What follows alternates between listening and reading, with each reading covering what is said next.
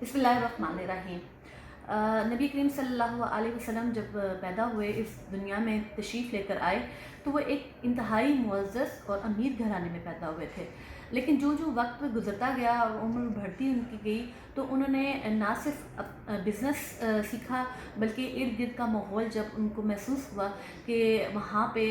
अमीर को गरीब को बराबरी नहीं दी जाती और इसी तरह काले को गोरे के साथ बराबरी नहीं है, तो नबी करीम सल्लल्लाहु अलैहि वसल्लम जब दीन इस्लाम को फैलाने लगे, तो सबसे पहले उन्होंने इस जागीरदारा जो निज़ाम था, कबायली सिस्टम, फ्यूडल सिस्टम, जो अपने आप को जैसे बादशाह कोई था और वो अपनी रायत के साथ बराबरी का सलूक नहीं करता था, तो उन्होंने इस निज़ाम के ख़िलाफ़ जो है वो ऐलान जहाद किया था। तो वक्त के साथ साथ उन्होंने बताया कि अमीर और गरीब जो हैं वो बराबर हैं अल्लाह की नज़र पे, सिवाय परहेज़गार और मुत्तकी लोगों के। लेकिन हम लोग पिछले 1400 साल से हम अपने आप को मुसलमान तो कहते हैं, लेकिन मुसलमान सिर्फ हम लोग कलमे की बुनियाद पे ही शायद अपने आप को कह रहे हैं, लेकिन हम लोग वो निज़ाम, वो सिस्टम नहीं ला सके जिस सिस्टम को नबी करीम सल्लल्लाहु अलैहि वसल्लम 1400 साल पहले लेकर आए थे। आज भी आप अगर देखें तो पाकिस्तान में कबायली निज़ाम अभी भी अरूज पे है। इसी तरह आप देखें सिंध वाली साइड पे जागीरदाराना निज़ाम है, और बहुत सारे ऐसी जगह हैं जहाँ पे अभी भी कबायली बलोच और सरदारी निज़ाम अभी भी चल रहे हैं, जिन्होंने गरीब लोगों को और ज़्यादा पसमानदगी की तरफ लेके जाया गया है। तो मैं आज कहना ये चाहती हूँ कि जिस तरह से पिछले कई दिनों से शोर मचाया जा रहा है कि बच्चियों के रेप होते हैं, और अब तो ख़वातीन के भी रेप हो रहे हैं, बूढ़ी औरतों के भी रेप हो रहे हैं, तो बेसिकली जो है वो हमें समझने की ज़रूरत है। बहुत सारे लोगों ने कहा कि आप इनको जो है वो फांसी की सज़ा दें। मेरे ख़्याल से जब ज़ैनब का केस हुआ था 2017 में, तो उसका जो बच्ची का कातिल था उसको सज़ाए मौत दी गई थी। लेकिन हमने देखा कि इन पिछले 2 सालों में मज़ीद ये केसेस जो हैं वो बढ़ते जा रहे हैं, लोगों के अंदर से खौफ ख़त्म हो चुका है और लोग मज़ीद फ्रस्ट्रेशन का शिकार हो गए हैं, और इस किस्म के जो वाक़यात हैं वो रोनुमा आए रोज़ हो रहे हैं। तो 3 दिन पहले हम लोगों ने देखा कि मोटरवे पे एक औरत के साथ जो है वो रेप किया गया और उनके साथ काफ़ी ज़्यादती की गई। तो मेरा बहुत सारे लोगों ने ये मशवरा दिया कि इनको फांसी लगाई जाए, शरीयत का निफाज किया जाए। बिल्कुल शरीयत का निफाज होने की ज़रूरत है, लेकिन उससे भी पहले मैं एक और बात कहना चाहती हूँ कि आप 4-5 लोगों को फांसी लगा भी देते हैं सरेआम, तो खौफ तो फैलेगा, इससे कोई शक नहीं है। लेकिन आप पार्लियामेंट के अंदर जो है वो आप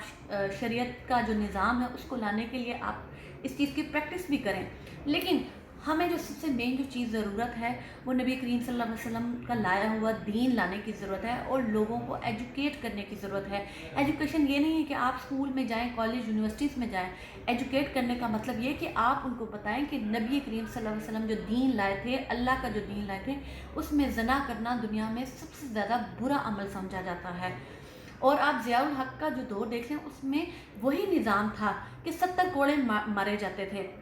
लेकिन हम लोगों ने क्या किया कि हम लोग उस दौर से ऐसा निकले कि हम लोगों ने सिर्फ इस्लाम को इस चीज़ पे ला के खड़ा कर दिया है कि औरत जो है वो हिजाब पहने, अपने आप को कवर रखे, तो ही वो रेप से बच सकती है, और या मर्द दाढ़ी रखे तो ही वो मुसलमान है। ऐसी बात नहीं है। आप देखें कि आज ये सिस्टम पैदा हो चुका है कि घरों के अंदर भी जो है वो एक बाप अपनी सगी बेटी के साथ और भाई अपनी बहनों के साथ जो हैं वो ये ज़्यादतियाँ कर रहे हैं। तो इसका मेरी नज़र में यही है कि अगर जब तक आप लोगों को एजुकेट नहीं करेंगे, लोग कुरान पाक तर्जुमे से नहीं पढ़ेंगे, लोग दीन इस्लाम को नहीं समझेंगे, वो तब तक इस चीज़ से बाहर नहीं निकल सकते। मैं बहुत ज़्यादा जो गांव के इलाके हैं मैं उनमें विज़िट कर चुकी हूँ, और मैं जहाँ तक समझी हूँ वो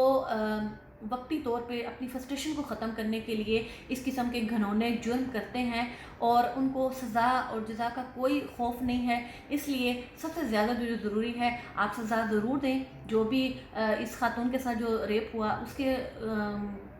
गुनहगारों को भी, और जो भी इस किस्म के करते हैं। लेकिन जो ज़रूरी चीज़ है, अगर आपने इस चीज़ को जड़ से ख़त्म करना है तो आप लोगों को एजुकेट करना शुरू करें। ये बहुत ज़रूरी अमल है, वरना ये जुर्म अगर आप फांसी के खौफ से ख़त्म भी हो जाते हैं, लेकिन ये घरों के अंदर जो हैं वो रहेंगे, और बच्चियां जो हैं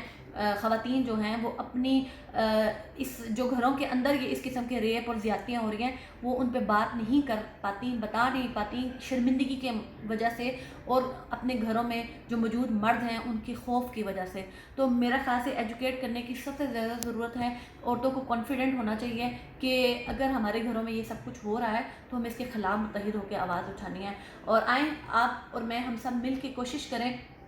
کہ جو بات غلط ہے اپنے گھر میں سے شروع کریں، اپنے بچوں کو ایجوکیٹ کرنا شروع کریں، اور ہم سب کی ذمہ داری بنتی ہے کہ معاشرے میں لوگوں کو ایجوکیٹ کریں کہ یہ چیز انتہائی غلط ہے۔ نہ صرف اسلام ہمیں اس طرف غلط بتاتا ہے، بلکہ معاشرتی اور اخلاقی طور پہ بھی کسی کے ساتھ اس کی مرضی کے خلاف جرم کرنا کتنا بڑا گناہ ہے۔ شکریہ، جزاک اللہ۔